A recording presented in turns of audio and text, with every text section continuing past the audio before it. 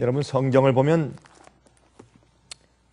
하나님의 집인 성소를 측량하라 라고 하는 말씀이 여러 번 등장하는 것을 우리가 보게 됩니다. 우리가 어떻게 하나님의 집을 측량할 수 있을까요? 아주 일일이 다 재보고 다 살펴보고 알아보란 말입니다. 그것이 영적으로 과연 무슨 뜻이겠습니까? 우리에게 또 어떤 의미를 우리에게 주는 것이겠습니까? 여러분, 부동산 중개사들이 우리 옛날 한국말로 말하면 복독방 하는 분들이, 그렇죠? 집을 소개시킬 때 어떻게 합니까?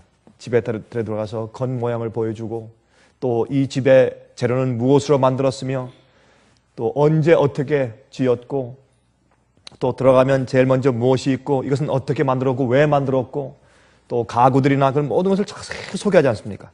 또 그 집의 가격을 설명해주고 또 장점들을 설명해주고 어떻게 하면 살 수 있다고 설명해주고. 그래서 이제 그 사는 사람에게로 하여금 매력을 느껴서 그것을 살 수 있도록 만들어주는 것입니다. 마찬가지입니다. 우리가 하나님의 계획과 주님의 성전, 주님의 집을 측량해 보아야 합니다. 우리가 주님을 알아보아야 합니다. 주님께서 우리를 구원하시기 위한 계획들, 그런 것을 자꾸 알아봐야 합니다. 측량해보고 재봐야 되고 설명을 들어보고, 그렇게 해서 이 매력에 느껴서 우리가 하나님의 집을 우리가 사야 합니다. 주님의 성전을 사야 합니다. 주님의 구속의 계획을 우리가 사야 되는 것입니다.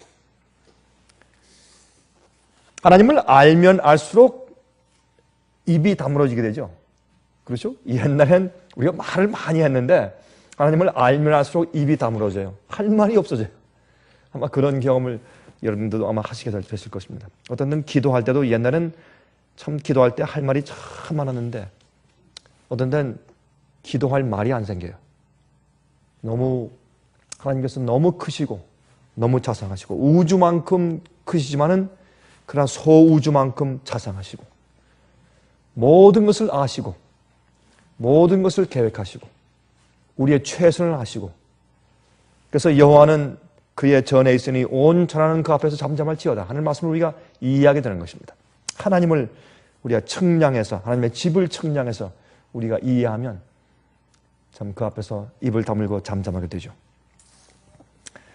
요한계시록 11장을 좀 펴서 보십시다. 요한계시록 11장 1절부터 3절까지, 요한계시록 11장을 보시면 1절부터 3절까지 이런 말씀이 기록되어 있습니다. 또 내가 지팡이 같은 갈대를 주며 말하기를 일어나서 하나님의 성전과 제단과 그 안에서 경배하는 자들을 청량하되 성전 밖 마당은 청량하지 말고 그냥 두라.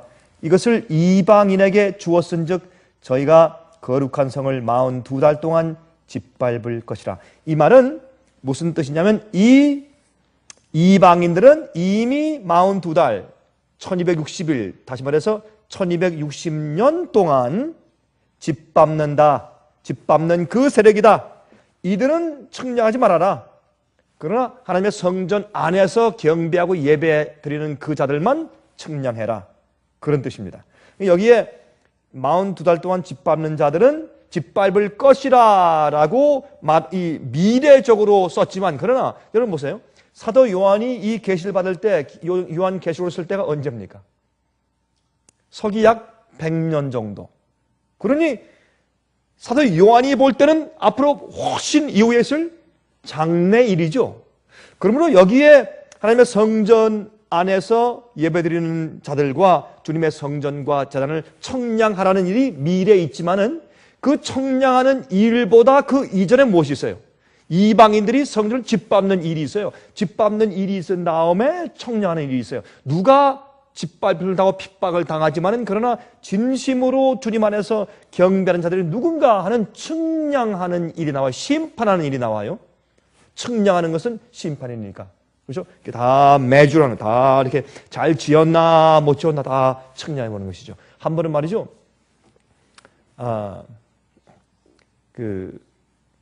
리모델링 하는 사람이 교회를, 옛날 오래된 교회 갖다 새로 전부 다 깨끗하게 수리를 해가지고 그 다음에 교회를 좀 밝게 만들어 놓았습니다. 그런데 이제 그 교회에 이제 목사님과 장로님들 들어와가지고 뭘 가져왔냐면 이 굉장히 밝은 큰 헤드라이트가 있어요. 이렇게 이제 어떤 무슨 뭐 페스티벌 같은 거 할 때 그때 이렇게 하늘로 비치면서 막 이렇게 돌리고 이제 어디단 장소를 알려주는 그런 빛 있지 않습니까? 그런 빛을 가지고 와서 천장을 일일이 살피는 것입니다. 그랬더니 그 이제 이 건축했던 사람이 한 얘기가 그러면 안 됩니다. 안 됩니다. 왜 안 됩니까? 우리가 살펴보는데 그렇게 밝은 빛에 통과하도록 우리가 수리하라고 지으라고 이렇게 주문받지 못했습니다. 그러니까 어두운 빛에서 통과하는 것이 그렇게 밝은 빛에 보면 다 흠이지 않습니까? 그렇게 말을 하더래요. 주님께서 심판하실 때는 이 주님의 법 앞에서, 주님의 성품 앞에서 우리를 심판하는 것이죠.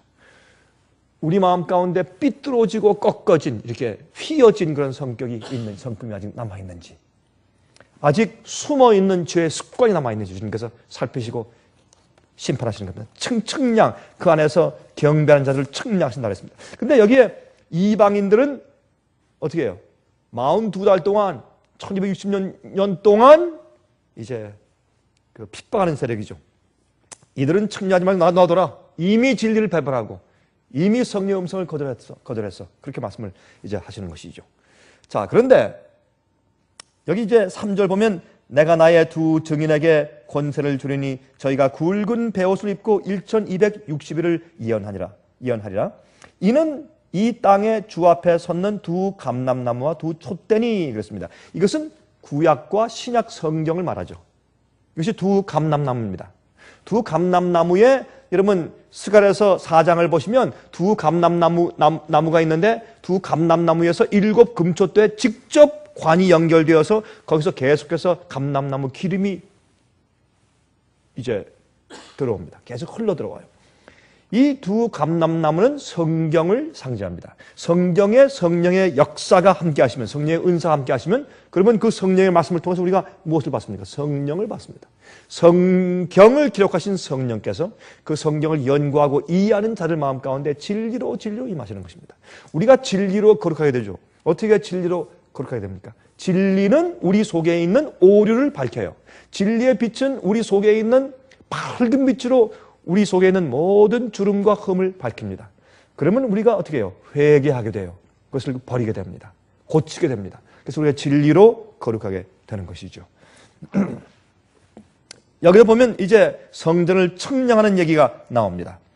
여러분, 이 성전은 하나님의 성소는 하나님께서 죄인들을 어떻게 구원하신지를 자세하게 설명해 주시는 제도죠. 그렇죠? 인간을 그들의 죄로부터 정결케 하시는 구속의 계획과 그 방법을 보여주시는 실물 교훈인 것을 우리가 늘상 생각하곤 합니다. 그래서 그것을 살펴보는 일이에요. 주님께서 우리 인간을 어떻게 구원하시는가 하는 계획을 자꾸 살펴보고, 이 부분은 이렇게 하시고 저 부분은 이렇게 하시고, 제일 먼저 예수님을 보내셔서 십자가에 돌아가게 하시고, 그렇죠? 번제단, 성소들, 예수님의 희생을 우리가 명상하고, 또 들어가서 주님께서 우리 말씀으로 빛을 전해주시고, 말씀으로 생명의 떡을 우리에게 주시고, 예수님의 중보 사업을 우리가 깨닫게 하시고, 예수의 중보 사업은 우리가 회개하고 기도할 때 우리의 기도를 들으시고 성도의 기도를 받으셔서 아버지 앞에 중보해 주시고, 우리의 죄를 용서하시고 구원을 우리에게 베풀어 주시고, 동시에 우리가 그러한 죄의 습관을 다시는 반복할 필요가 없이 살 수 있도록 은혜와 능력을 베푸시고, 그리고 중보 사업 가운데는 두 가지가 있는데, 우리의 죄를 용서하시고 구원을 베푸시고, 또한 그 죄를 다시 반복하지 아니할 성령의 능력을 베풀어 주시고, 그 두 가지 일을 다 하시는 것을 자꾸 명상하고 생각할 때, 또 지성소에서 심판하시는 과정을 생각할 때, 그만 생각하면 우리 마음 가운데 무엇이 들어옵니까? 주님에 대한 감사와 경배가 들어오고 사랑이 들어옵니다. 그래서 주님의 그 구속의 계획을 자꾸 살펴보는 것이 성전을 측량하는 것이요, 주님의 집을 측량하는 것입니다. 그렇게 해서 우리 마음이 정결케 되는 것이죠. 그런데 말이죠, 이 에스겔서에 보면 에스겔은 하나님의 구속 사업을 상징하는 영적인 상징적인 성전에 대해서 기록하고 있어요. 여러분, 에스겔서 보시면 맨 마지막에 43장, 44장부터 해가지고 48장 쭉 그 뒤로 가면 이해가 안 돼요. 너무 이상한 말씀이 기록되어 있어요. 거기에는 이 솔로몬 성전도 아닌 완전한 성전이 기록되어 있는데, 그 성전에 마지막에 보면 하나님의 보좌에서 무엇이 흘러내려요? 생명강이 막 흘러내리는데 막 그 성전에 차고 차는데 절침에 들어가면 우리의 발목까지 왔다가 나중에 무릎까지 왔다가 허리까지 왔다가 나중에 헤엄칠 만한 우리가 빠질 물이 돼요. 이게 다 무슨 뜻이냐 말이에요. 예? 그리고 그 안에 가서 보니까 어떻게 생명 나무가 있는데 과실을 맺히고하는 그런 모든 이런 말씀이 기록되어 있어서 이것은 우리가 읽어보면 좀 이해하지 못할 그런 계시인 것을 우리가 깨닫게 됩니다. 이것이 무슨 뜻일까요? 왜 그렇게 말씀하시면서 거기에 너희가 이 성전을 하나님의 여호와의 전을 측량하라는 얘기를 말씀하셨어요. 왜 그런 말씀하셨을까? 우리 그것을 좀 오늘 같이 이해해 보려고 하는 것입니다. 자, 에스겔서 43장을 좀 펴서 보십시다. 에스겔서 43장. 이 말씀은 우리가 아주 간단하게 이해할 수 있어요. 어렵게 이해할 필요가 없습니다. 에스겔서 43장을 좀 펴서 보도록 하겠습니다. 여기 1절부터 9절까지 있는 말씀을 좀 같이 읽어보도록 하십시다. 에스겔서 43장 1절부터 9절까지입니다. 그 후에 그가 나를 데리고 문에 이르니 곧 동향한 문이라. 여러분, 제가 지난 시간에 말씀드렸지만은 하나님의 성전에 들어가는 길은 동쪽에서 들어가는 길밖에 없어요. 지성소가 어느 쪽에 있었다고요? 서쪽에 있었어요. 왜요? 동쪽에 갖다 두면 동쪽을 향해서 들어가면 마치 태양신을 섬기는 것처럼 그 당시에 오해받기 때문에 성전의 방향을 돌려서 들어가는 방향을 서쪽으로 놓았기 때문에 동쪽에서 들어가는 길밖에 없습니다. 솔로몬의 성전은 너무 컸기 때문에 이 북에서 오는 문과 남쪽에 들어가는 그 문 같은 여러 문들을 만들어 놓았지만, 그러나 사실 실제 지상 성소에서는 성소로 들어가는 길은 동쪽 문밖에 없었습니다. 근데 그래서 예수님께서 마지막으로 성전에서 나오실 때는 동쪽 문으로 나오셨다가 예수께서 부활하시고 십자가 돌아가시고 부활하고 승천하셨죠. 예수께서 그러므로 이 땅에 다시 오실 때도 어떻게 해요? 동쪽에서 오시는 것입니다. 예수께서 동쪽에서 재림하시는 것으로 성경은 말씀되어 있는 것입니다. 자, 이스라엘 하나님의 영광이 동편에서부터 오는데 하나님의 음성이 많은 물소리 같고 땅은 그 영광으로 인하여 빛나니. 여러분, 그 계시록 7장 보시면 해가 돋는 데로부터 동쪽에서부터 인치는 천사가 와요. 예수께서 동편에서부터 영광으로 오세요. 심판하러 오세요. 먼저. 그리고 우리를 데리러 오세요. 다 이 동편과 관계 있는 것을 우리가 보셨습니다. 그 모양이 내가 본 이상 곧 전에 성읍을 멸하러 올 때 보던 이상 같고 그발 하숫가에서 보던 이상과 같기로 내가 곧 얼굴을 땅에 대고 엎드렸더니 여호와의 영광이 동문으로 말미암아 전으로 들어가고 성신이 나를 들어 데리고 안뜰에 들어가시로 내가 보니 여호와의 영광이 전에 가득하더라. 들은즉 누구인지 전에서 내게 말하더니 사람이 내 곁에 서서 내게 이르시되 인자야 이는 내 보좌의 처소 내 발을 두른 처소, 이것이 성소죠. 내가 이스라엘 족속 가운데 영원히 거할 곳이라. 이스라엘 족속 곧 그들과 그 왕들이 음란히 행하며 그 죽은 왕들의 시체로 다시는 내 거룩한 이름을 더럽히지 아니하리라. 이것이 뭐예요? 성소 정결이요, 심판이요. 주님께서 심판하셔서 어떻게 악한 자들의 죄를 어떻게 해요? 물으시고 심판하시고 의인들의 죄는 도말하시고 지우시고 정결케 하시고, 이렇게 한다면 주님의 성전이, 주님께서 임재하시는 성전이 더 이상 죄와 죄의 잔재가 없는 거룩하고 깨끗한 곳으로 회복되는 광경을 여기에 설명해 주시는 것입니다. 그런데 여러분, 출애굽기 25장 8절에 말씀하기를, 여호와께서 모세에게 말씀하기를, 모세야 너는 나를 위해서, 내가 거할 성소를 저들을 위하여 나를 위해서 짓게 만들라 그랬어요. 그러니까 하나님께서 거하실 성소를 지으라 그랬습니다. 성전은 하나님께서 거하시는 것이요. 그런데 우리 인간의 마음과 인간의 사회가 너무 악하니까 그들과 함께 거할 수 없으므로 벽 하나 사이를 두고, 성소 뜰 벽 하나 사이를 두고 주님께서 그들과 함께 거하시기 위해서 그들의 진 중앙에 당신의 집을 세우신 것입니다. 하나님께서 거하시는 성전이죠. 여러분, 그래서 보면 이제 여기 이 말씀 가운데 보면 이런 말씀이 있어요. 내가 너희를 벽 하나 사이에 두고 너희를 두었거늘 너희가 나를 배반하고, 그런 말씀이 나와요. 주님께서 벽 하나 사이에 두고, 그 벽이 뭐예요? 주님께서 우리를 의롭게 하시는 의의 옷이에요. 이 성전 뜰에 있는 바깥의 outer wall, 이 성막, 하얀 세마포로 만들었죠. 9feet, 9feet이에요. 밖에서 안이 보이잖아요. 그것은 예수 그리스도께서 우리를 둘러싸시는, 입혀주시는 의의 옷을 상징해요. 우리가 그 성소 안에 들어가 있는 한 주님의 의의 옷이 우리를 둘러서 커버해 주시고 보호해 주세요. 언제까지? 마지막 심판날까지. 마지막 심판날에 우리의 의의 경험이 가짜였다 라고 판정되면 우리는 영원히 쫓겨날 것이요. 그러나 우리가 진실로 회개하고 주님 안에 있었다라는 것이 증거되면 주님께서 그의 옷을 우리에게 영원히 입혀주실 것입니다. 그 의의 옷은 빛의 옷이요, 우리 몸이 빛날 것이요, 아담과 해와가 빛의 옷을 입고 있었습니다. 그렇죠? 광채가 났어요. 하나님을 뵙고 내려온 모세도 얼굴에 광채가 났습니다. 그것이 놀라운 경험이죠. 자, 8절. 그들이 그 문지방을 내 문지방 곁에 두며 그 문설주를 내 문설주 곁에 두어서 그들과 나 사이에 겨우 한 담이 막히게 하였고 한 벽이 하나 막히게 하였고 또 그 행하는 가증한 일로 내 거룩한 이름을 더럽혔으므로 내가 노하여 멸하였거니와 이제는 그들이 그 음란과 그 왕들의 시체를 내게서 멀리 제하여 보내야 할 것이라. 그리하면 내가 영원토록 그들의 가운데 거하리라. 이건 무슨 말입니까? 하나님의 성전 안에 거하면서 항상 죄를 범했어요. 음란한 죄를 범했어요. 무슨 말입니까?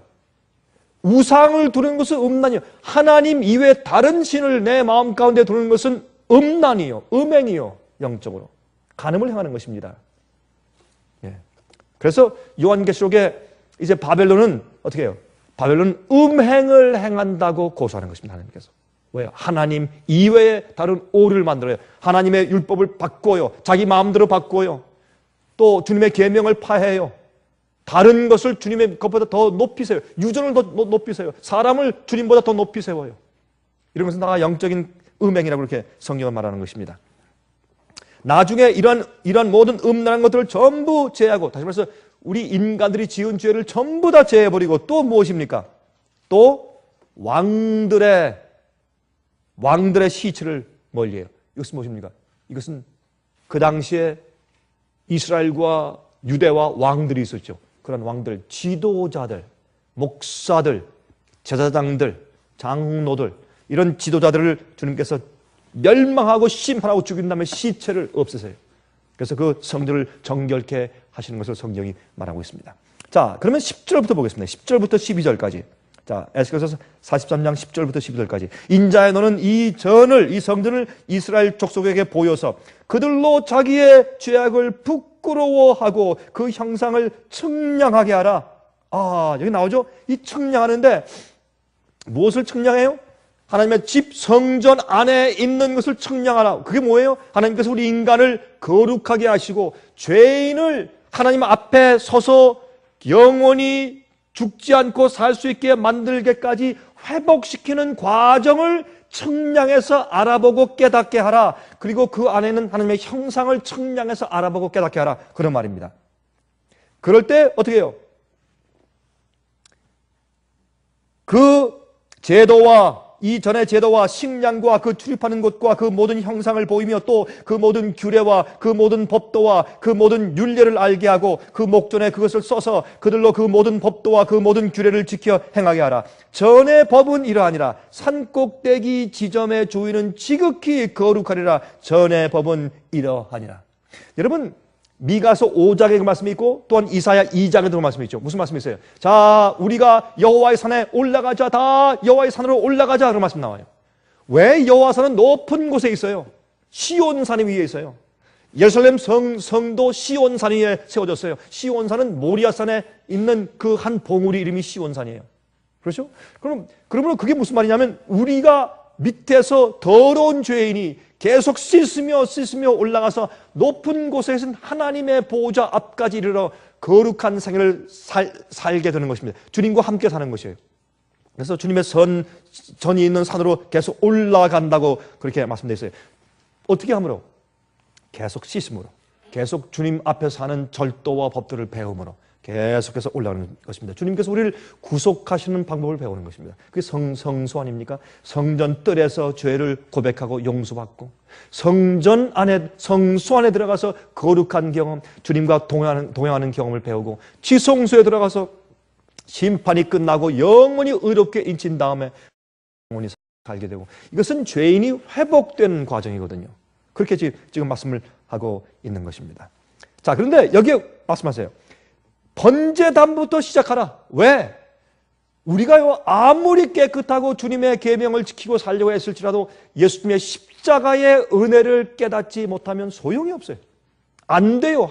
주의 계명을 지킬래야 지킬 수가 없어요. 거듭날 수가 없어요. 우리의 생애와 우리의 모든 행동의 방향들을 고칠 수가 없어요. 개혁이 안 돼요. 아무리 하려고 해도 안 되는 것입니다.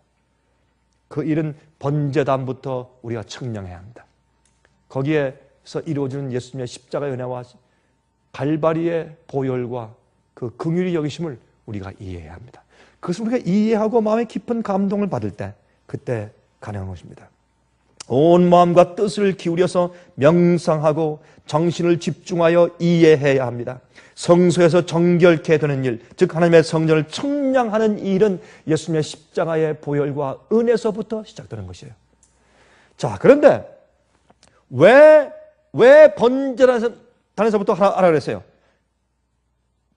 이것을 보여서 그들로 자기의 죄악을 부끄러워하고 그랬어요.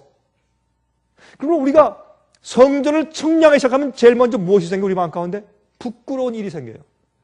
여러분 혹시 그런 경험들이 있으신가요? 전 가끔 그런 경험이 있어요. 어떤 때 가만히 이렇게 있다가 갑자기 제가 과거에 잘못한 일이나 실수한 일들이 지나가면 참 얼굴이 뜨거워서 어떻게 할 줄을 모르겠어요. 여러분 그런 경험 있으십니까? 여러분들은 너무 거룩하고 깨끗하셔서 그런 경험 없으시죠? 그렇죠? 그러니까 아멘 안 하시지. 우리가요, 어떤 때 부끄러워서 할 말을 잊어요. 야, 내가 정말 왜 그렇게 결정을 했을까, 그때. 참 몰라도 한참 몰랐구나. 또 왜 그런 말을 했을까? 그런 생각들. 참 부끄러워. 우리가 예수님의 십자가를 이해하고 성전을 이해하면, 주님의 성소와 구원의 제도를 이해하면, 우리 마음이 참 부끄러워서 견딜 수가 없어요. 그게 우리로 하여금 뭘 가져와요? 회개를 가져와요. 어떤 분들이 가끔 제가 여행하면 그런 말들을 물어와요. 집회 때. 목사님, 그런데요, 저는 주님께서 제가 고백한 죄를 용서해 주시는 것을 믿긴 믿는데 참 제가 어려운 것은 자꾸 옛날에 이미 고백하고 용서받은 것 같은 그 죄가 자꾸 떠올라요. 자꾸 생각되고. 그 왜 그렇습니까? 제가 용서받지 못했다는 뜻입니까? 아니죠. 그건 무슨 뜻입니까? 주님께서 우리에게요, 과거에 지은 죄를, 우리가 고백한 죄를 용서받았을지라도 가끔 생각나게 허용하시는 이유는 우리의 회개가 깊어지도록 하기 위해서. 점점 회개가 깊어져요. 그것은 용서받지 못했다는 뜻은 아니에요. 계속 깊어져요. 왜? 아, 내가 그랬지. 그때 내가 생각이 참 모자랐다. 참 몰라서 그랬지. 내가 그렇게 하는 것이 아니었는데. 깊은 마음의 회개가 점점 깊어지기 위해서 우리 마음의 후회가 깊어지면 다시는 그런 일을 안 하게 되죠. 그래서 그런 생각이 나는 것입니다. 그래서 우리가 건망증이 생기는 거, 그 축복이에요. 여러분, 건망증은 축복입니다. 건망증 안 생긴 말이죠. 우리가 괴로워서 살 수가 없어요. 이 세상을. 잊어버리니까 살지. 그렇죠? 잊어버리니까 살 수 있죠. 죄에 대한 수치감을 느끼고 회개하게 된다고 말해요. 그래서 여기 말씀하기를 자기가 행한 모든 일을 부끄러워하게 되거든, 이렇게 말했어요. 그래서 우리가 주의 성전을 청량하기 시작할 때 번제단부터 시작하라 그랬어요. 좀 올라가는 것이에요. 이 성소의 경험이요. 요한복음 1장 14절에 말씀하기를 말씀이 육신이 되어 우리 가운데 거하심에 우리가 그 영광을 보니 아버지의 독생자의 영광이요 은혜와 진리가 충만하더라 했어요. 여기에 말씀하기를 어떻게 말씀하세요? 말씀이 육신이 되어 우리 가운데 거하심에, 이게 무슨 말이에요? 우리 가운데 거하심에. 이것은 영어말로 put a tent with us. put a tent among us 그런 뜻이에요. 우리 주위에 천막을 치셨다. 옛날엔 다 사는 것은 다 유목민주로 천막을 쳤으니까, 신사람이 많았으니까 천막을 쳤다. 특별히 아브라함은 자기는 어떻게 해요? 나그네라. 항상 천막을 쳤어요. 그는 돌로 집을 짓고 살지 않았어요. 항상 천막을 치고 살다가 또 옮기고 또 옮기고. 그 이유는 하나님께서 그 아브라함에게 자꾸 옮기게 하신 이유는 펄먼한 하우스가 아니라, 영구적인 집이 아니라 아주 부자였어요. 그는 대리석으로 집을 잘 질 수 있었어요. 그러나 항상 천막을 치고 자꾸 옮기게 하셨어요. 왜? 너의 집은 이 땅이 아니야. 하늘이야. 내가 너를 위해서 집을 마련해 놓았어. 내 아버지 집에 있을 곳이 많도다. 그렇지 않으면 내가 너에게 일렀으리라. 그렇죠? 집이 많은, 정말 영원한 permanent housing은 앞으로 오는 것입니다. 그래서 예수님께서 이 땅에 오셔서 우리 주위에 천막을 치셨는데, 그래서 우리가 무엇을 봐요? 하나님 아버지의 영광을 봐요. 여호와의 영광을 봐요. 은혜와 진리가 충만해. 그래서 하나님의 집, 하나님의 성전을 자세히 측량하면 하나님의 구원의 계획표가 보이는 것입니다. 주님의 거룩한 표준이 보이고 우리의 악함이 보여요. 우리의 부족함이 보이고 회개가 생기고, 주님을 보면 볼수록 생각만 해도 마음이 기뻐져요. 구주를 생각만 해도 내 마음이 기쁘니. 그렇죠? 그런 찬송가의 가사처럼 말입니다. 들어가서 보면 볼수록 주님의 성품이 너무나도 고귀하고 거룩하고, 우리가 그 앞에 부복하게 되고 표준이 점점 높아지는 것입니다. 예? 처음에는 예수를 믿기만 하면 된다 그랬는데 어떻게 해요? 다행히 내가 구원받았다 생각했는데, 그러나 마음속에 죄가 드러나고 죄던 동기가 드러나고, 나중엔 얄팍한 우리의 인격과 품성이 드러나고, 나중엔 고귀한 예수의 품성을 보게 될 때 입을 다물게 된다 그 말입니다. 부복하게 된다 그 말입니다. 그런데 여러분, 그 성전 안을 들어가서 보면, 여러분 에스겔 40장에도 그 말씀이 기록되어 있는데 보시면, 그 이 성전을 보여주면서 에스겔이 계시 가운데 성전을 보는데, 이 성전은 예루살렘 성전이 아니에요. 지상 성전이 아니에요. 주님께서 우리에게 보여주시는 영적인 성전이에요. 새 예루살렘 성전을 말하는 것이에요. 여러분, 새 예루살렘 성전은 그보다 훨씬 더 아름답겠지만 우리가 영적으로 이해할 수 있는 성전을 지금 보여주고 있는 것이에요. 에스겔서 뒤에 있는 그 계시는. 그런데 거기 보면 방들이 많아요. 벽들 위에도 방이 있고 문들 옆에도 방이 있고, 가면 전부 다 방이에요. 방. 왜 이렇게 방들이 많아요? 여러분, 옛날에 그 솔로몬 왕 당시에 방들을 많이 지었어요. 방들. 2층에 다락방도 많고. 그 방들은 뭐냐? 방들의 이 규격이 똑같아. 방들이요, 어떤 건 크고 어떤 건 작고 그게 아니라 똑같아요. 사장방은 크고 부사장방은 조금 더 크고, 그 다음에 전무방은 조금 더 크고, 사원방은 좁고, 그게 아니에요. 똑같아. 여러분, 그 방들은, 성전에 있는 방들은 누가 지내는 방인가? 제사장들이 지내는 방이에요. 제사장들이. 그리고 구원받아 가는 자들은 다 똑같아. 보상이 똑같아. 아침 일찍 가서 일하는 자와 11시 일꾼과 보상은 한 데나리온 똑같아. 주님의 보상. 주님은 공평하신 분이에요. 공평하신 분이에요. 그런데 여러분, 그 방들은 그 제사장들이 거하는 방인데, 그러므로 교회를 말할 때 너희는 거룩한 제사장 나라요 그랬어요. 왕 같은 제사장, 그렇게 말을 했어요. 그렇죠? 그리고 요한계시록 20장 보면 우리가 천년기 동안 하늘에 올라와서 어떻게 됐어요? 천년기 동안 제사장 노릇할 것이에요. 제사장 노릇할 것이라. 그렇죠? 그리고 이런 것을 보면 우리가 구원받은 자들은 다 제사장 노릇을 해요. 여러분, 제사장들은 못하는 사람들이요, 하나님의 거룩한 구원의 계획을 볼 수 있도록 남들을 도와주는 자예요. 그래서 이 제사장들의 입술에 무엇이 있다? 주님의 율법이 있다. 그렇죠? 이제 말라기서에 있는 레위의 언약, 제사장들의 언약이죠. 그러면 우리가 구원받은 모든 사람들이 올라가서 온 우주를 다니면서 무엇할 것이요? 주님의 구속의 계획을 찬송하고 간증할 것이요. 우리의 입술에는 무엇이 있어요? 하나님의 거룩한 계명이 있어요.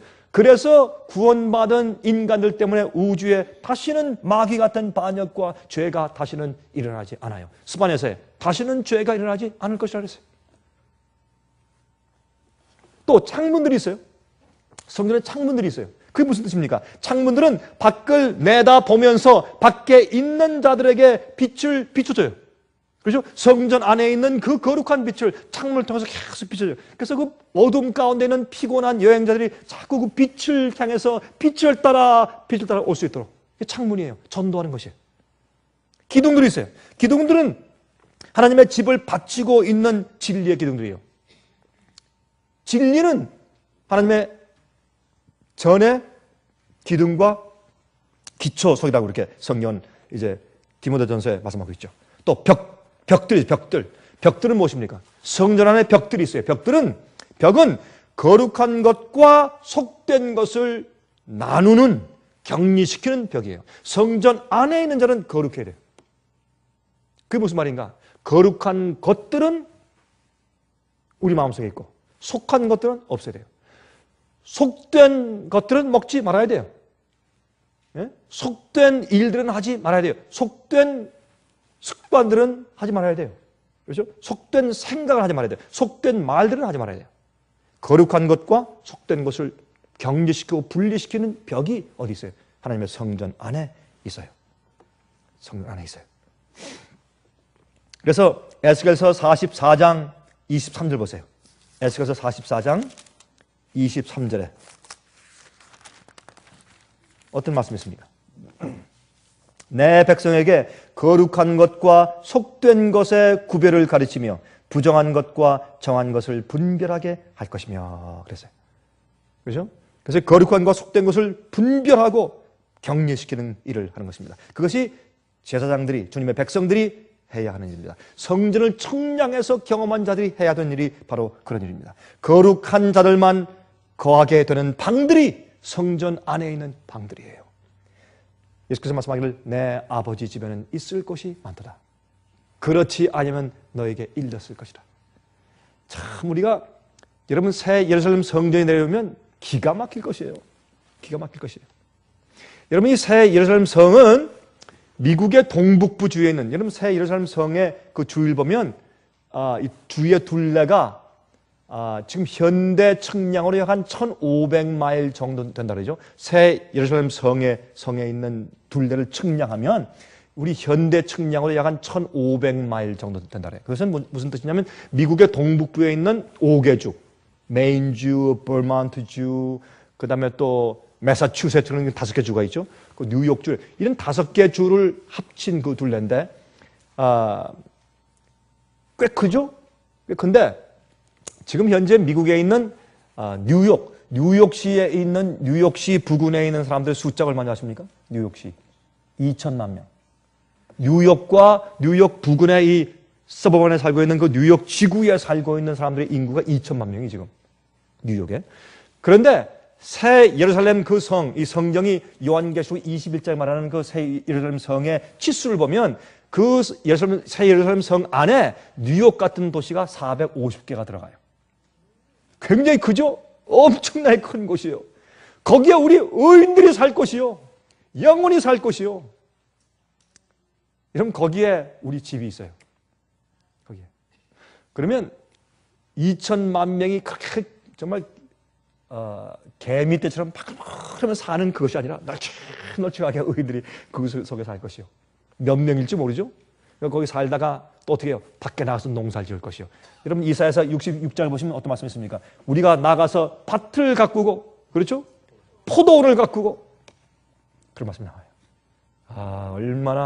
얼마나 감사하게 기쁠 것입니까? 거기에는 식은 땀이 안 생기고, 땀이 안 나고, 힘들지 않고, 모기가 없고, 파리가 없고, 그냥 파리가 아니에요. 쇠파리. 쇠파리가 없어요. 나 참 그런 쇠파리가 몰려오면 참 질색이에요. 그렇죠? 전 남자지만 그거 참 싫어요. 그런 거, 모기도 없고, 얼마나 좋아요. 모기장도 필요 없고. 여러분, 이 창문 열 때 여름엔 꼭 스크린이 있어야죠? 여름에는? 저는 여름이 싫습니다. 전 겨울이 좋습니다. 왜? 전 땀을 잘 흘리는 사람이기 때문에 여름이 싫어요. 근데 이제 앞으로 가서 우리 일할 때 항상 서늘하고, 땀이 나지 않고, 즐겁고, 그렇죠? 얼마나 좋을지 모르겠어요. 태양이 뜨겁지 아니하고 온화하고 얼마나 아름다운 그런 일인지 모르겠습니다. 자, 그런데 에스겔서 44장을 보세요. 이제 에스겔서 44장 1절부터 11절까지 읽읍시다. 이런 말씀이 있어요. 그가 나를 데리고 성소 동양한 바깥문에 돌아오시니 그 문이 닫히었더라. 이게 무슨 말이에요? 이제는 은혜 시간이 끝났어요. 성전에 더 이상 들어갈 수가 없어요. 은혜 문이 닫혀버렸어요. 끝났어요. 모든 사람의 운명이 끝나버렸어요. 여호와께서 내게 이르시되 이 문은 닫고 다시 열지 못할지니 아무 사람도 그리로 들어오지 못할 것은 이스라엘 하나님 나 여호와가 그리로 들어왔습니다. 그러므로 닫아둘지니라. 왜? 하나님께서 우리에게 오셨어요. 이제 주님이 더 이상 하늘에 계시지 않아. 이 땅으로 당신의 보좌를 옮겼어요. 여러분, 그러므로 계시록 21장 보면 하나님께서 당신의 장막을 우리 곁에 치셨다라고 요한계시록 21장에 말씀하지 않습니까? 그러므로 하나님께서 이 땅에 와서 우리와 함께 사세요. 잃어버렸던 탕자가 돌아왔어요. 탕자의 집에 아버지가 와서 함께 사세요. 이제는 안 되겠다. 내가 너와 함께 같이 살아야 되겠다. 너무 I have missed you for 6,000 years. 6,000년 동안 내가 너를 미스했으니까 이젠 너희 집에 와서 내가 살게. 이 자식이 아버지 집에 가서 사는 것이 아니라 탕자가 돌아오니까 아버지가 돌아오셔. 그런 얘기. 탕자가 돌아오니까 아버지가 탕자한테 돌아와서 탕자 집에 사세요. 이게 그 얘기거든요. 그래서 거룩한 하나님이 성전에 들어오시니까 돌아오시니까 문을 딱 닫아요. 더 이상 속된 것은 들어오지 못해요. 왕은 왕인 까닭에 안길로 이 문 현관으로 들어와서 거기 앉아서 나 여호와 앞에서 음식을 먹고 그 길로 나갈 것이니라. 여러분 요한계시록 22장 보시면 무슨 말씀이나요? 만국의 왕들이 자기의 영광을 가지고 들어온다고 했어요. 똑같이 왕들만 들어와. 주님 안에서 왕된 자. 예? 여러분 요한계시록 3장에 있는 라오디가 교회에 보내는 그 기별 가운데 축복이 뭐예요? 너희가 내가 이긴 것처럼 너희도 세상을 승리하면, 여러분 요한복음에 그리고 요한 1세에 말씀했죠. 사도 요한이 세상을 이기면 이것이니 무슨 믿음이라? 우리의 믿음이라. 너희가 내가 세상을 이기고 죄를 이긴 것처럼 너희도 승리하면 내가 승리하고 아버지의 보좌에 앉은 것처럼 너희도 내 보좌에 함께 앉게 할 것이라. 축복 아니에요? 똑같은 얘기가 이미 에스겔서의 구약성경에 기록된 것을 봅니다. 그가 또 나를 데리고 북문을 통하여 전 앞에 이르시기로 내가 보니 여호와의 영광이 여호와의 전에 가득한지라 내가 얼굴을 땅에 대고 엎드린지라. 여호와께서 내게 이르시되 인자야 너는 진심으로 주목하여 내가 내게 말하는 바 여호와의 전의 모든 규례와 모든 율례를 귀로 듣고 또 전의 입구와 성소의 출구를 전심으로 주의하고 너는 패역한 자 곧 이스라엘 족속에게 이르기를 주 여호와의 말씀이 이스라엘 족속아 너의 모든 가증한 일이 족하니라. 이제는 좀 그만해라. 이 말은 충분하지 않니? 왜 또 계속 하려고 그래? It's enough. 에? 너희 죄를 짓며 지은 거 It's enough. 그렇게 말하는 것입니다.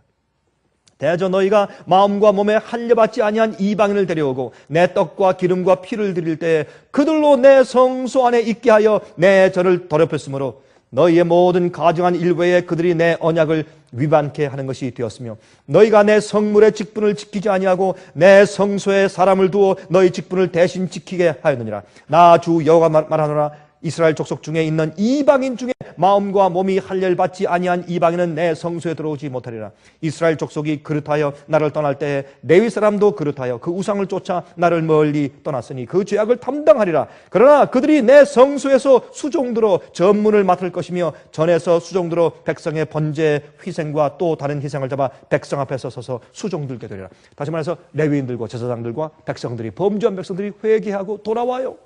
주님께서 다시 그들에게 임무를 맡겨. 주님께서 그들을 어떻게 심판하시다가 다시 임무를 맡겨서 회복시키는 것을 말하는 것입니다.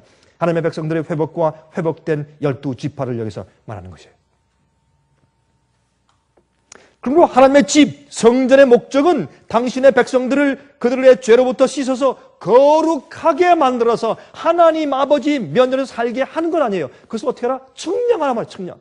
내 성전을 측량하라. 내 계획을 측량하라. 내 구속의 계획을 측량하라 말이야. 내 성전을 측량하고 알아보라. 그러면 내가 너희를 구속하고 회복시키는 것이 무엇이며 어떻게 할 것인가를 내가 알게 된다. 그 말씀을 성경에 말씀하시고 있다 그 말입니다. 예. 자, 에스겔 46장 20절. 에스겔 46장 20절 보시기 바랍니다. 어떤 말씀이 기록되어 있습니까?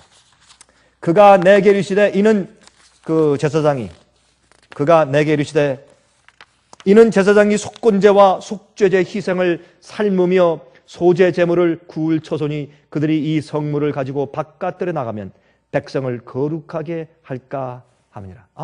주님께서 성소 뜰에 있는 일이나 성소 안에 있는 일이나 지성소에 있는 일이나 주님의 모든 계획을 행하시는 것은 밖에 있는 우리를 정결하고 깨끗하게 씻고 거룩하게 하시려고 하시는 것입니다. 그것이 성소의 목적인 것을 이렇게 설명해 주시고 있는 것입니다. 그래서 성소에 씻는 게 많아요. 물두멍에서 어떻게 해요? 손과 발을 씻죠. 피를 뿌려 씻죠. 대속죄에 또 씻었죠. 피를 뿌려 씻죠. 씻는 일이 많은 것은 무엇을 말합니까? 우리의 죄를 씻는 것이에요. 우리의 죄를 씻고 우리의 악한 마음을 씻는 것입니다. 거룩하게 만들어진 것을 우리가 알 수 있습니다. 자, 이제 이 47장 보십시다. 에스겔서 47장 1절부터 13절까지 읽겠습니다. 이 참 귀한 말씀이 한번 들어보세요. 귀한 말씀이세요. 그가 나를 데리고 전문에 이르시니 전의 전면이 동을 향하였는데 그 문지방 밑에서 물이 나와 나와서 동으로 그러다가 전 우편 제단 남편으로 흘러내리더라. 이게 뭐예요? 생명강이요. 생명강이 흘러요. 우리가 생명강에 모이겠네. 그 생명강은 하늘에 있지만 그것이 이 땅에 내려올 것이요. 그 생명강은 생명강과 생명나무들은 어디에 있어요? 원래 그것은 에덴 동산에 있던 것이 하늘에 올라가 있어요. 우리가 타락했기 때문에.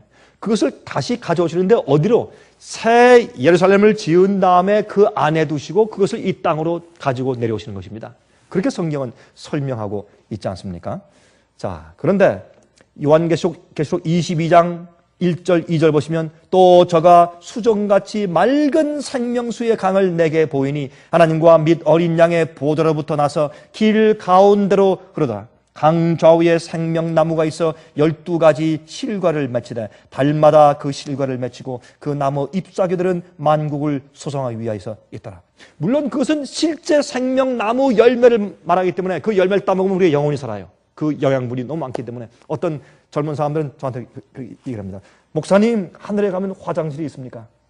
여러분, 그런 질문 가끔 아이들이 하죠? 전 그 질문을 많이 받습니다.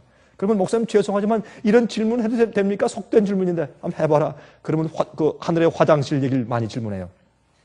근데 우리가 하늘에 가서 음식을 먹으면 생명과실을 먹으면 완전 연소. 그렇죠?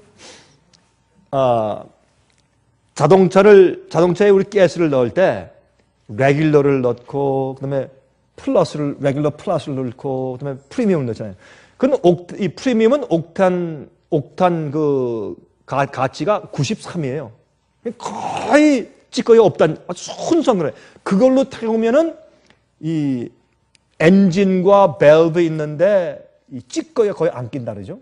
그래서 비싼 차들은 거기 써놨다 그러죠. 이렇게 프리미엄 가스만 하라고 써놨대요. 그러니까 여러분, 누가 선물을 줘도 비싼 차 선물을 줘도 우리는 타기가 어려워요. 왜냐면 그 비싼 차 말이죠. 고치는데도 돈 많이 들죠. 한번 받치면 그 돈 많이 들어가요. 가스도 비싼 걸 넣어야 돼요. 그러니까 아예 남이 그 비싼 차를 선물로 줘도 여러분 조금 더 낮은 차로 바꾸세요. 그게 좋아요. 우리는 여러분들 모르면 전 좀 그런 것 같아요. 자, 그런데 이 완전 연소요. 생명과실 먹으면 완전 연소니까 찌꺼기 없어. 완전 연소로 우리 어떻게 모든 우리 세포 속에 싹 들어가. 그 다음에 또 거기서 생긴 우리의 힘, 에너지가 가지고 뭐해? 주님을 찬송하고 막 활동하고 막 여행 다니고 하는데 남은 찌꺼기가 어디 있겠어요? 우리 속에 모든 양분은 전부 다 흡수돼. 또 거기서 생긴 에너지는 전부 다 주님을 찬송하고 우리가 사귀면서도 배우면서도 우리가 또 쓸 것이요. 남을 게 없어요. 남을 게 없습니다. 근데 여기 보시면 그 잎사귀들은 만국을 소송하기 위해서 있더라. 잎사귀. 여러분 재밌어요. 이렇게 얘기해서 여러분 혹시 이것을 잘 이해하지 못하는 분들이 생길지 모르겠는데 하나님께서 사람을 창조하셨을 때 창조하신 다음에 주신 음식이 뭐예요? 주신 음식은 사실은 씨 맺는 채소였는데 그 말의 뜻은 뭐냐면 곡식이요, 곡식. 예? 쌀, 보리, 뭐 이런 그 밀 같은 곡식이에요. 곡식 플러스 과일. 그렇죠? 플러스 견과류. 이것이 하나님께서 우리를 창조하신 다음에 아담과 해와가 주신 음식이에요. 그런데 여러분 창세기 잘 읽어보시면 그 다음에 어떻게 해요? 우리가 범죄한 다음에 주님께서 한 가지를 더 더해 주세요. 잘 보세요. 그런 식으로 우리가 이해하는 것이 합당한 것 같아요. 제가 이런 이해가 틀릴 수 있을지 모르겠어요. 그러나 제가 이해할 땐 분명히 그런 것 같아요. 가만히 연구해보니까 원어를 연구하고 연구해보니까 하나님께서 원래 우리에게 창조 당시에 주신 음식은 견과류와 과일과 곡류예요. 이 세 가지인데 타락한 다음에 우리 육체가 어떻게 해요? 바뀌어졌어요. 옛날에는 우리가 채소를 먹을 필요가 없었어요. 아담과 해는 채소가 먹을 필요 없었어요. 근데 타락해서 우리 육체가 변화된 다음에 뭐가 필요했어요? 이런 변화된 우리 육체를 위해서 효소와 비타민을 주기 위해서 뭐가 필요해요? 채소가 거기에 더해진 것이에요. 우리 채소를 먹어야 돼요. 어떤 사람은 채소를 먹지 않아도 된다 그래요. 그건 잘못된 생각이에요. 지금 우리 채소를 먹어야 돼. 채소를 먹게 돼서. 그래서 채소와 견과류와 곡류와 과실을 우리 식물로 처음에 주신 것입니다. 그래서 이것만 봐도 왜 하늘에 올라가서 우리가 과일만 먹으면 돼? 생명나무 과실만 먹으면 되지. 왜 또 생명나무에 잎사귀를 먹을까? 그건 채소 같은 것인데 왜 잎사귀를 먹을까? 그것은 아마 우리가 하늘에 올라가서도 우리가 계속 회복되어야 할 어떤 부분이 있는 것 같습니다. 예를 들어서 키 같은 거. 우리가 부활할 때 하나님께서 말이죠. 부활할 때 우리를 갖다가 부활할 때 갑자기 아담하고 똑같이 쭉 이렇게 자라게 해버리시면 우리가 놀랄 거 아니에요. 이건 내가 누구야 이럴 거 아니에요. 또 다른 우리 친구들과 가족들이 볼 때 당신 누구야? 또 넌 누구야? 이럴 거 아니에요. 알아보지 못해요. 갑자기 그러면은 우리가 하늘에 올라가면 서로 알아봐야 할 텐데. 그래서 우리가 하늘에 올라갈 때 우리가 다 부활하고 우리가 변화될 때 그때 키는 아마 우리가 가지고 살고 있을 때 키를 그대로 가지고 갈 것 같지 않습니까? 그래야 서로 알아보고 그래야 죄로 인해서 타락했기 때문에 우리가 키가 아담과 해와가 악수할 때 어떻게 해요? 악수할 때 할아버지 안녕하세요 할 때 이렇게 한다면 이렇게 봐야 되겠죠. 이렇게 두 배니까. 그렇죠? 그래서 악수할 때 얼굴과 얼굴을 대하는 것이 아니라 우리 얼굴과 그의 배꼽을 대해서 이렇게 아마 이렇게 악수를 하게 되겠죠. 그렇죠? 그렇게 차이가 있어요. 그래서 주님께서 그걸 회복시켜야 돼. 그거 그렇게 하시는 이유가 하늘에 가서 우리가 무엇을 봐요? 죄의 결과를 봐요. 그걸 다 보고 이해한 다음에 여러분 보세요. 이 얘기를 이렇게 하면 아마 이 방송을 듣는 분들 가운데서 오해할 분들이 있을지 모르겠는데 잘 들으세요. 하나님은 기적을 행하지 않으십니다. 정말 잘 들으세요. 하나님은 기적을 행하지 않으세요. 하나님께서 합리적으로 주께서 만드신 창조의 법칙과 천연계의 법칙대로 따라서 모든 게 이루어지게 하시지 갑자기 기적을 행하지 않으세요. 기적을 행할 때가 있어요. 주님께서 기적을 행하셨고 죽은 자 살리는 거 그거 기적 아니에요. 그건 주님께는 당연한 것이요. 그렇죠? 죽은 자에게 창조하시는 것은 우리가 볼 땐 기적이지만 그건 주님의 일상생활에 하는 일이에요. 그렇습니까? 주님께는 기적이 아니에요. 또 물로 포도즙을 만들었다. 주님께서 늘 하시는 일이에요. 포도밭에 가면 이 포도나무가 물을 빨아 올려가지고 매일매일 그 물을 갖다 포도즙으로 좀 만들고 있잖아요. 포도원에서. 주님께 그 기적이 아니에요. 항상 있는 일이에요. 그것은 주님께서 어떻게 해요? 그렇게 되는 천연계의 법칙을 갖다가 시간만 딱 줄여버리니까 물이 포도즙이 된 것이지. 그것은 없는 것을 하시는 것이야. 주님께서 창조해 놓은 다음에는 없는 것에서 유를 창조해 놓은 다음에는 그것을 이치에 맞지 않거나 천연계의 법칙의 섭리에 맞지 않게 주님께서 뜯어 고쳐서 없는 것을 또 이렇게 해서 뒤트시고 마음대로 하시고 그렇게 하시는 분이 아니에요. 그렇게 하시면 하나님의 이 정부와 질서와 이 천연계의 법칙과 주님의 법이 깨져버려요. 그렇게 하시잖아요. 우리 인간들, 우리 생애도 주님께서 우리를 다루실 때 그래요. 그래서 자꾸 병 낫게 해주십시오, 기적 베풀어 주십시오 하지 말고 우리 속에 이미 기적이 들어있어요. 주님의 능력이. 그래서 우리가 먹고 마시고 사는 법칙을 바꿔서 주님께 회개하면 우리 병이 낫게 돼 있어요. 그렇게 해서 병이 안 난다? 그럼 주님의 뜻이에요. 그럼 죽으면 돼. 걱정할 게 아무것도 없어요. 걱정할 게. 여러분 앞으로 우리가 이제 광고를 할 것이에요. 그러면 우리 상해비제 여러분들이 오셔서 그것을 배우셔야 돼. 병 드셔서 약해요? 몸에 문제가 있어요? 질병이 있어요? 앞으로 우리 광고할 때 우리한테 오세요. 그래서 이런 것을 배우셔야 돼요. 어떻게 해야지 주님의 방법대로 병이 낫느냐? 어떻게 해야 내가 살 수 있느냐? 암을 어떻게 할 수 있느냐? 그걸 배우셔야 돼요, 우리가. 어떻게 암을 낫는 것인지. 만약 주님께서 낫게 하지 않으신다? 그럼 내가 이 암을 가지고 어떻게 살아야 되는가? 어떻게 되는가? 그것을 주님께서 우리에게 가르치세요. 그것을 이해해야 돼. 그래서 하늘에 가면 생명나무 열매도 따먹지만 생명나무에 있는 잎사귀도 만국을 소송케 한다. 그런 말이 있다고 말이에요. 잎사귀도 먹어요, 우리가. 그런 이유를 우리가 이해하는 것이 좋겠습니다. 그런데 이제 시간이 없기 때문에 빨리 갑니다. 그 사람이 손에 줄을 잡고 3절입니다. 동으로 나아가며 일천척을 청량한 후에 나로 그 물을 건너게 하시니 물이 발목에 오르더니. 왜 발목에 올라요? 발목에 오르는 것은 우리가 발목을 움직이면서 어떻게 걷죠? 그래서 우리의 행하는 것이요. 사람이 걷는 일이요. 그것이 어떻게 해요? 물은 뭐예요? 성령이요. 진리의 말씀이요. 그게 내 발목까지 차니까 내가 행하는 모든 내 생애의 행동의 방향을 성령이 지배하시는 것을 의미하는 것이에요. 또 어떻게 해요? 다시 일천척을 청량하고 나로 물을 건너게 하시니 물이 무릎에 오르고 다시 일천척을 청량하고 나로 물을 건너게 하시니 물이 허리에 오르고. 무릎은 뭐예요? 무릎은 여러분 무릎 꿇고 기도할 때 무릎 꿇고 기도하죠. 주님께 경배할 때 무릎을 꿇고. 이거 뭐예요? 굴복을 상징해. 내 생의 전체를 주 앞에 바쳐서 굴복하게 만들어요. 누가? 성령이 나를 꽉 채워서 나를 주관하시고 컨트롤하시니까. 그래서 주님의 성전 안에서 주님의 구원의 계획을 계속 이해하고 측량하고 나가니까 성령이 내 생에 충만해지는 과정을 설명하는 것이에요. 그렇죠? 이 성화의 과정이요. 그리고 또 허리는 뭐예요? 여러분 허리에서 뭐가 나와? 사람이 나와요. 후손이 나와. 그렇죠? 자식들이 나오죠. 허리에서 자식이 나와요. 그래서 이 허리까지 찼다는 것은 우리의 장래 계획과 자손이 태어나는 것을 말하는 것이에요. 우리의 장래 계획까지 앞으로 일까지 내 자손 후세대까지 성령께서 우리를 지배하세요. 응? 그리고 우리가 의롭게 살면 우리의 천대까지 복을 받아요. 그렇죠? 그리고 우리 앞으로 계획까지 우리의 생각까지 주님께서 성령으로 지배하시는 것을 말하는 것이요. 다시 일천척을 청량하니 물이 내가 건너지 못할 강이 된지라 그 물이 창이라여 헤엄할 물이요 사람이 능히 건너지 못할 강이라. 나중에 성령이 충만해서 어떻게 아주 내 머리에 꽉 찼어.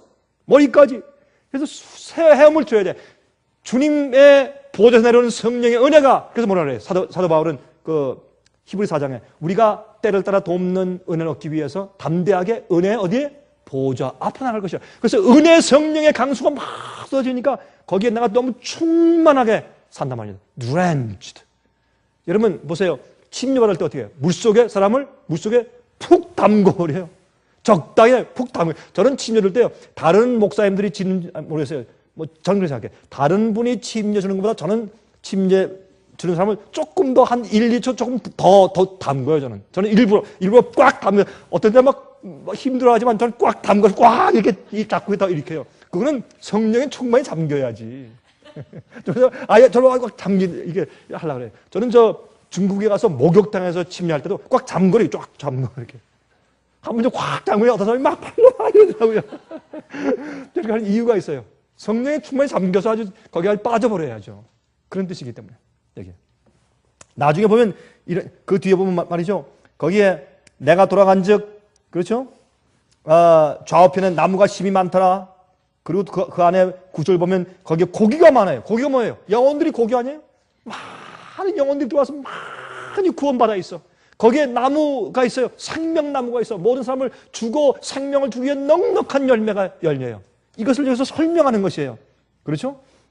그리고 여기 또 10절 또 이 강가에 어부가 설 것이니 엔게디에서부터 에네글라임까지 금을 치는 것이 될 것이라. 그 고기가 각기 종류를 따라 큰 바다의 고기같이 심이 많으려니와. 엔게디는 염소를 위한 샘물이고 에네글라임은 숫송아지를 위한 선물이에요. 이것은 다 성전에서 제물 드리는 것이죠. 그러므로 히브리 9장 13절 14절 말씀하기를 염소와 황소의 피와 및 암송아지의 재로 부정한 자에게 뿌려 그 육체를 정결케 하여 거룩하게 하거든. 하물며 영원하신 성령으로 말미암아 흠없는 자기를 하나님께 드린 그리스도의 피가 어찌 너희 양심으로 죽은 행실에서 깨끗하게 하고 살아계신 하나님을 섬기게 못하겠느냐 그랬어요. 여기에 염소와 숫송아지 피를 얘기했어요. 씻는 것을 의미해요. 씻는 것을 의미해요. 그렇죠? 나중에 보면 거기에 실과들이 많이 맺혀요. 그 실과는 먹을 만하고 그 잎사귀는 약재료가 되리라 그랬어요. 12절에. 실과는 먹을 만하고 달마다 새 실과를 맺어요.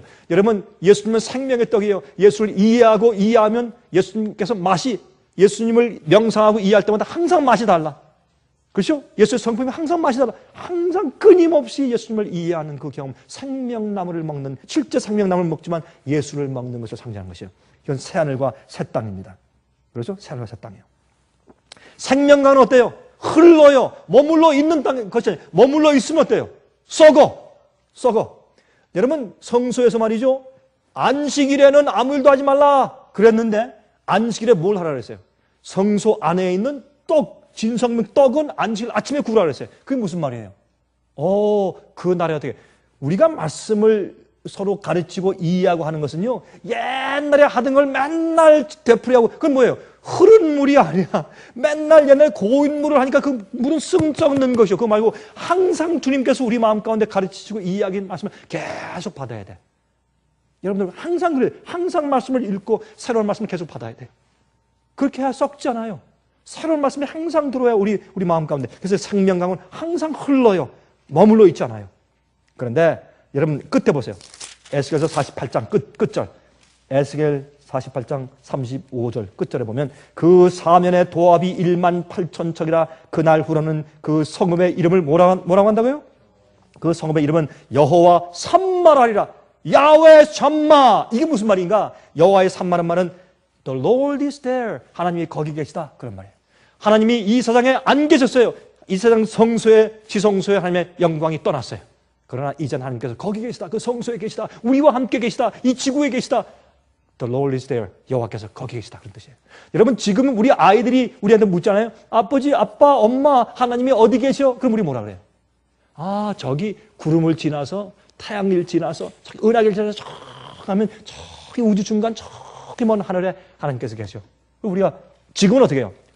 야훼 샴마 그래요. 이렇게. 나중에 천년기 이후에 하나님께서 이 땅에 오셔서 장막을 치시면 천사들이 우주에서 물어요. 천사들이. 지금 하나님 어디 계시지? 그럼 천사들이 지구를 가리키면서 야훼 샴마 그럴 것이에요. 하나님이 거기 계시다. 우리 곁에, 우리 안에. 여러분 하나님을 우리가 알면 지성소까지 가는 것이에요. 그래서 사람들이 볼 때 그 사람 속에 예수께서 계시다. 그게 무슨 말이에요? 여호와 샴마. 그런 백성 되시기를 간절히 바랍니다. 하늘에 계신 우리 아버지, 우리에게 거룩한 구원의 계획을 보여주시고 늘 상고하며 이해하고 깨달을 수 있도록 도와주심을 감사합니다. 우리가 번제단부터 주님의 십자가의 은혜부터 우리가 연구하며 우리가 부끄러워지고 우리가 참 마음의 회개의 정신이 일어나서 우리가 정결해지고 주님의 계획을 하나하나 살펴보면서 거룩하게 되게 하시옵소서. 아버지의 거룩한 곳까지 들어가서 주님과 영원토록 살게 하시고 아버지께서 우리 곁에 장막을 치시는 그날 우리가 주님의 생명강가에서 기뻐 찬송하게 해 주시옵소서. 주님의 은혜가 계속해서 우리 마음과 우리 생애와 우리 가족들에게 함께 계심으로 주님이시여 이 경험이 매일매일 충만케 하시기를 예수 그리스도의 거룩하신 이름을 의지해서 간절하게 기도합니다. 아멘. 습니까? 지금까지 들으신 이 생애예빛 예배설교는 간절한 마음으로 진리를 찾는 분들과 정직한 양심으로 말씀을 받아들이고 언제나 진실이 무엇인지를 생각하는 그리스도인들을 위한 말씀입니다. 주변 가족들이나 친지들 중에 말씀을 사모하고 순결한 신앙을 갖기 소원하는 분들이 계시면 생애빛 예배설교 테이프를 소개해 주시기 바랍니다. 매주 원하시는 분들의 가정으로 직접 배달되는 생애빛 예배설교는 개인의 신앙 부흥이나 소규모 그룹 예배를 위하여 DVD와 CD로 제작되었습니다. 생애빛 예배설교 DVD와 CD를 원하시는 분들은 1877-704-1004 1877-704-1004 1004번으로 전화하여 신청해 주시기 바랍니다. 미국 동부 시간으로 월요일부터 금요일까지 9시에서 5시 사이에 전화해 주십시오. 그럼 다음 시간까지 안녕히 계십시오.